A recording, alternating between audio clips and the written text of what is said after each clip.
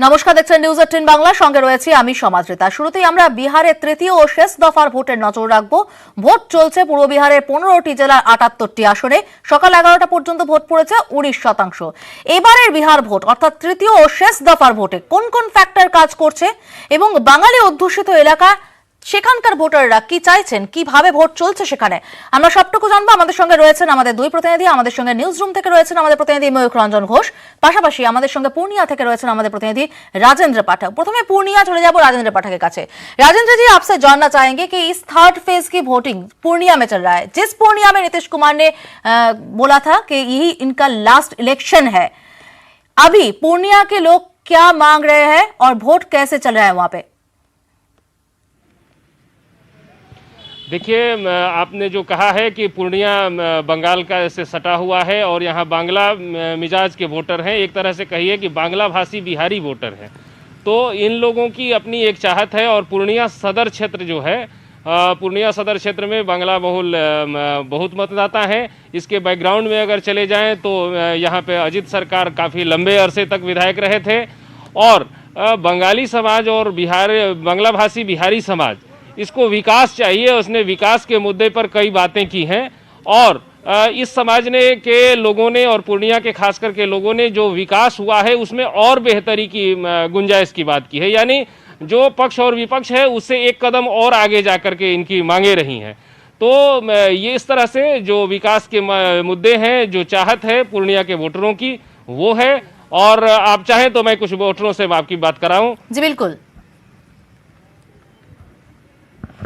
बताइए कि पूर्णिया में क्या क्या विकास का जरूरत रहा है और क्या बंगाली समाज के लोग चाहते रहे? বিকাশ তো অনেক হয়েছে আগের থেকে। 15 বছর আগে এসব কিছুই ছিল না। এখন যা সরকার করেছে অনেক ভালো করেছে, আর তাও আগে একটু আরও বিকাশের দরকার আছে। হ্যাঁ, যেমন কি নালা জল জমে যায়, এসবে ধ্যান দেওয়া দরকার সরকারের। এসবই। महिलाओं के मामले में क्या आप चाहती हैं? महिलाओं के मामले में पहले से तो बहुत আগে থেকে অনেকই ভালো হয়েছে, যেমন কি শরাববন্দি এসব। হ্যাঁ, তো আগে আরও যেন ভালো হয়, আমাদের মেয়েদের যেন বাইরে পড়াশোনার জন্য ভালো করে পাঠাতে পারি, ওই ব্যবস্থা হোক। হ্যাঁ, যেন মাদের অতটা চিন্তা না থাকে বাড়িতে যে মেয়েরা বাইরে পড়ছে, কেমনে কি হবে না হবে, এসবে যেন ধ্যান দেওয়া হোক সরকারের। এটাই। आप बताइए, एक बुजुर्ग हैं, आपका अनुभव क्या है? विकास में क्या क्या जरूरतें हैं? জরুরি মানে এখন যা দরকার আমাদের বিহারের জন্যে, প্রথম কথা বিহারে অনেক হয়েছে, রাত্রিরে আমরা বেরোতে পাচ্ছি, এটা এইসব জিনিস আগে ছিল না, এখন আমরা সেগুলো সব পাচ্ছি। কিন্তু শুধু গরিব মানুষ আছে তাদেরকেই দেখব সেটা তো না। আমরাও তো বাঙালি আর বাংলা ভাষা, যারা বাঙালি তারাও বাংলা ভাষা ভুলে যাচ্ছে। এটা সব থেকে মেন পয়েন্ট, আমাদের বাংলা ভাষার ওপর জোর দিতে হবে। কারণ বাঙালি যারা, তারা হিন্দিতে बिहार सरकार से मांग रही थी कि स्कूलों में बांग्ला पढ़ाया जाए और शिक्षकों की बहाली की जाए। ये हो गया है, लेकिन ये होता नहीं না।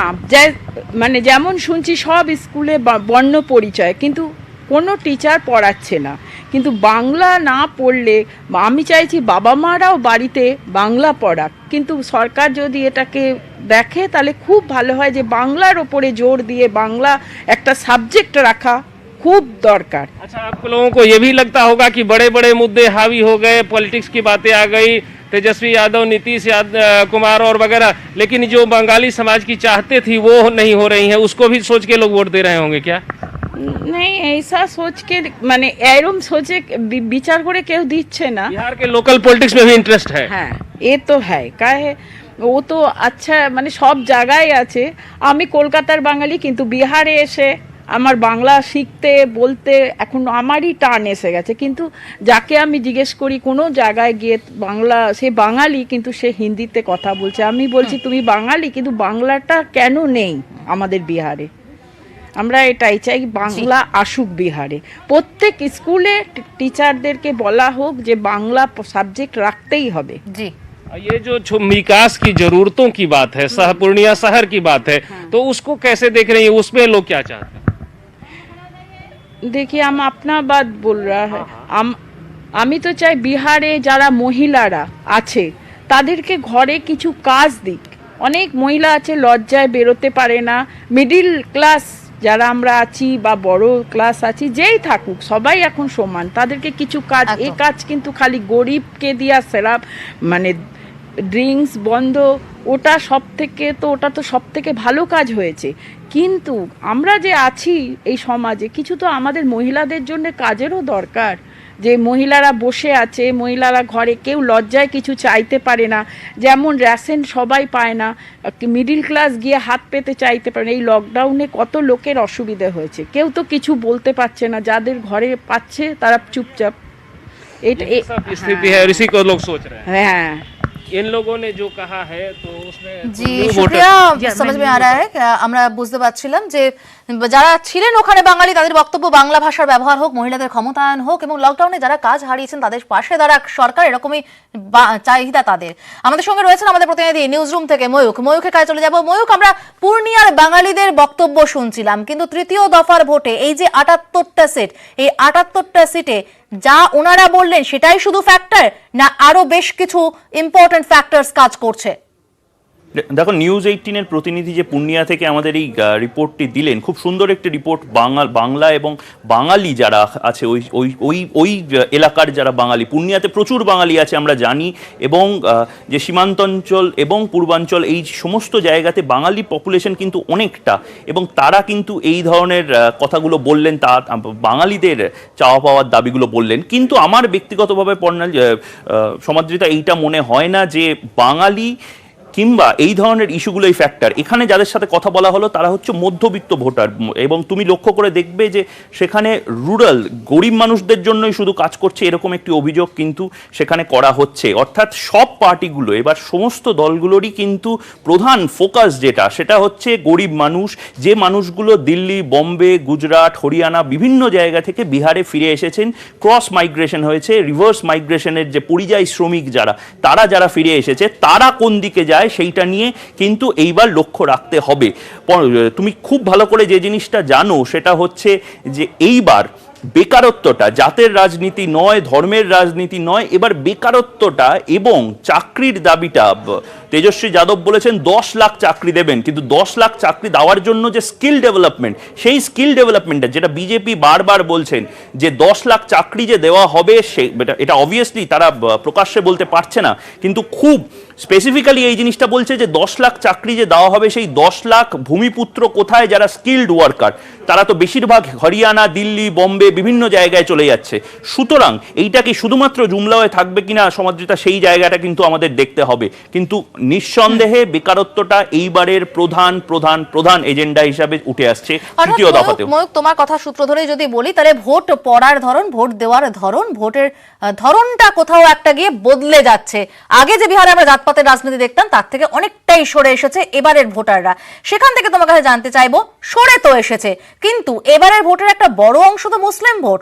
সেক্ষেত্রে এবারের মুসলিম ভোট কার দিকে যেতে পারে, এবং কার দিকে গেলে লাভ, কোথায় বা গেলে লোকসান হতে পারে? দেখো, তোমাকে আমি আমাদের যে ওয়াল আছে সেখানে আমি দেখাচ্ছি। এখানে আমরা প্রথমেই তৃতীয় দফায় যে মুসলিম ডমিনেটেড সিটসগুলো আছে, সেই মুসলিম ডমিনেটেড সিটসগুলো সেগুলোতে দেখে নিচ্ছি। এতগুলো জায়গা মুসলিম ডমিনেটেড সিটস আছে, এবং 2019-এ লোকসভার নিরিখে কে কত শতাংশ ভোট পেয়েছিল, সংখ্যালঘু ভোট পেয়েছিল, সেইটা আমি তোমাকে দেখিয়ে দিচ্ছি। এনডিএ কিন্তু 50% পেয়েছিল, মহাগঠবন্ধন পেয়েছিল 25.71%, এলজেপি পেয়েছিল 4%। অর্থাৎ এবার কিন্তু এলজেপি ভোট কাটার হিসাবে থাকতে পারে, এবারও কিন্তু এলজেপি ভোট কাটার হিসাবে থাকতে পারে। এবং তার সাথে সাথে আরেকটা যে ফ্যাক্টর আছে সেটা হচ্ছে আসাদুদ্দিন ওয়েসির ফ্যাক্টরটা। তুমি জানো যে বারবার তেজস্বী যাদব থেকে শুরু করে, আরজেডি থেকে শুরু করে, সিপিআই এর কানাইয়া কুমার থেকে শুরু করে বিভিন্ন লোকেরা একটা জিনিস বলেছে যে আসাদুদ্দিন ওয়েসি শুধুমাত্র মুসলিমদের ভোট কাটার জন্য, বিজেপিকে সুবিধা করার জন্য এইখানে এসেছেন, এবং সেই জায়গায় দাঁড়িয়ে এলজেপি এবং আসাদুদ্দিন ওয়েসির মিমের ভোটটা সেটা কোন দিকে যায়, এবং তার বাদ দিয়ে যে শতাংশ ভোটটা সেইটা যদি মহাগঠবন্ধনের দিকে যায়, তাহলে কিন্তু মাথায় রাখতে হবে তৃতীয় দফায় 30% ভোট সংখ্যালঘুদের ভোট। সুতরাং এই 30% ভোট যদি সত্যি এই মহাগঠবন্ধন বাম যুব নেতা তরুণ তুর্কি তেজস্বী যাদবের দিকে চলে যায়, তাহলে কিন্তু আমরা অন্য একটি বিহারকে দেখতে চলেছি। সেই বিহারের দিকে আমাদের নজর থাকবে সমাদৃতা। একদম ধন্যবাদ ময়ূক। অর্থাৎ মহাজোটেরও লাভ হতে পারে এই মুসলিম ভোট থেকে, আবার যদি মেম ভোট কাটে তাহলে কিন্তু মহাজোটের লোকসান হতে পারে। তবে যে কথাটা ময়ূক বলছিল, নতুন বিহার দেখতে পাওয়া যাচ্ছে। নতুন বিহারে আরো একটা আঙ্গিক দেখাবো আপনাদের। দিল্লির আপের মতোই বিহার বদলের ডাক দিলেন পুষ্পম প্রিয়া চৌধুরী। বিহার রাজনীতির নয়া সেন্সেশন, রাজনীতির ময়দানে পা দিয়ে নিজেকে মুখ্যমন্ত্রীর পদপ্রার্থী হিসেবে তুলে ধরছেন পুষ্পম। তার তৈরি দল প্লুরালস পার্টি, দিকে দিকে ব্যানার প্লুরালস হ্যাজ অ্যারাইভড। বিহারের 243 বিধানসভা আসনে প্রার্থী দিয়েছেন পুষ্পল। জেডিইউ নেতা বিনোদ চৌধুরীর মেয়ে পুষ্পল লন্ডনে লেখাপড়া শেষ করে বিহার বদলানোর স্বপ্ন নিয়ে দেশে ফিরেছেন। তার কথায় জাতপাতের রাজনীতি আর নয়, এবার নতুন বিহার। यहाँ पे राजनीति और चुनाव सिर्फ दो चीजों के दम पे होती है। एक तो बहुत ज्यादा पैसा जो ये 5 साल में वहां पे बैठ के कमाते हैं, और दूसरा लोगों को लड़ा के, अलग अलग समुदाय के लोगों को लड़ा के लोगों को पिछड़ा रखते हैं। अब ये सारी चीजें नहीं होंगी। शिक्षा की बातें होनी चाहिए, पढ़ाई लिखाई की बातें होनी चाहिए, आर्थिक विकास की बातें होनी चाहिए। सब कुछ जुमला हो गया है यहाँ पे। प्लूरल्स का नाम का ही वही मतलब होता है कि हर धर्म और हर जाति के लोग साथ में शासन करेंगे, और अब वही होगा बिहार में। बिहार बिहार ही रहेगा, और ये सारी चीजों की शुरुआत मैंने ही की थी, फिर सभी करने लगे। একদিকে মমতা বন্দ্যোপাধ্যায় সরকারকে নিশানা, আর একদিকে 200 আসন জয়ের চ্যালেঞ্জ। রাজ্য ছাড়ার আগে সুর চড়ালেন অমিত শাহ। পাল্টা সরব তৃণমূল। एक मौका मोदी जी के नेतृत्व में भारतीय जनता पार्टी को दे दीजिए। हम 5 साल में सोनार बांग्ला बनाने का आपको वादा करते हैं। মান্নাদের কথায় হৃদয়ে লিখো নাম সে নাম থেকে যাবে, পাথরে লিখো নাম সে নাম মুছে যাবে। ওরা যতই চেষ্টা করুক বাংলার মানুষের হৃদয় থেকে মমতা ব্যানার্জির নাম মুছতে পারবেন না। করোনার কারণে বিহারে প্রচার করতে পারেননি, কিন্তু বাংলায় শুরু করে দিলেন। 21-এর প্রচারের সুর বেঁধে দিলেন অমিত শাহ। দুদিনে একের পর এক কর্মসূচি, কখনো আদিবাসী কখনো মতুয়া বাড়িতে লাঞ্চ, দফায় দফায় তৃণমূলকে নিশানা, শেষ বেলায় সুর সপ্তমে। एक प्रकार से बंगाल में 3 कानून है। एक अपने भतीजे के लिए, दूसरा अपनी वोट बैंक के लिए, और तीसरा आम बंगाली। পশ্চিমবঙ্গে কি ভোটের আগে রাষ্ট্রপতি শাসন? সম্প্রতি অমিত শাহের মন্তব্যে অনেকেই এই ইঙ্গিত খুঁজে পেয়েছিলেন। সেই জল্পনায় অমিত শাহ নিজেই জল ঢাললেন, তবে একটু অন্যভাবে বোঝানোর চেষ্টা করলেন 21-এ বাংলা জয়ে বিজেপি কতটা আত্মবিশ্বাসী।